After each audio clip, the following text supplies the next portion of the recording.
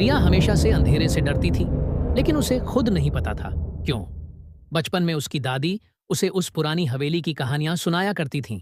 वही हवेली जो अब भी शहर के किनारे खड़ी थी, टूटी दीवारों और धूल भरे शीशों के साथ। लोग कहते थे कि वहां कोई रहता नहीं, लेकिन हर रात खिड़की में किसी की परछाई झलकती नजर आती थी। एक शाम रिया के दोस्तों ने मजाक में चुनौती दी, अगर हिम्मत है तो आज रात उस हवेली में 1 घंटा गुजार के दिखा। रिया ने हंसकर कहा, अंधेरा अब मुझे नहीं डराता। पर जब रात ढली और हवेली के दरवाजे की सीलन भरी गंध उसके पास पहुंची, तो उसका हंसना सूख गया। अंदर दाखिल होते ही उसे हवा का झोंका महसूस हुआ। दीवारों पर पड़ी परतें और फर्श के नीचे की चरमराहट किसी पुराने जख्म की तरह लग रही थी। उसके मोबाइल की टॉर्च से धुंधली रोशनी बाहर निकली। उसने चारों तरफ देखा। फर्श पर पुराने जले हुए मोमबत्तियों के निशान थे। अचानक उसे ऐसा लगा जैसे कोई उसकी पीठ के पीछे खड़ा हो। उसने पलट कर देखा, कोई नहीं था। उसकी धड़कन तेज हो गई। आगे बढ़ते हुए उसने देखा, एक कमरे की खिड़की खुली थी। बाहर धुंध के बीच एक काली परछाई खड़ी थी। वह स्थिर थी, फिर धीरे धीरे रिया की ओर मुड़ी। डर के मारे उसने दरवाजा बंद कर लिया, पर जब पीछे मुड़ी, कमरे के अंदर वही परछाई थी।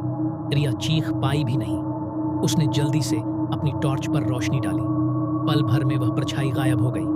घबराकर उसने टॉर्च बंद कर दी और आंखें बंद की।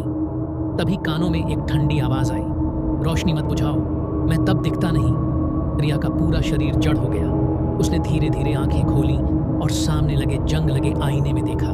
उसका चेहरा थका हुआ लग रहा था, पर कुछ अजीब था। उसकी परछाई मुस्कुरा रही थी। उसने पीछे मुड़कर देखा, वह पूरी तरह स्थिर थी, लेकिन आईने में परछाई उसकी हर हरकत से अलग कर रही थी। परछाई ने धीरे से कहा, अब बहुत देर हो चुकी है रिया। हर 100 साल में एक नई आत्मा चाहिए ताकि यह हवेली जिंदा रहे। इस बार तेरा नंबर है।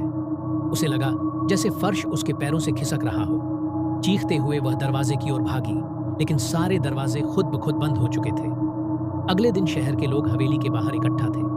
किसी ने दरवाजा बंद देखा तो अंदर झांका। सब कुछ शांत था, सिवाय उस खिड़की के।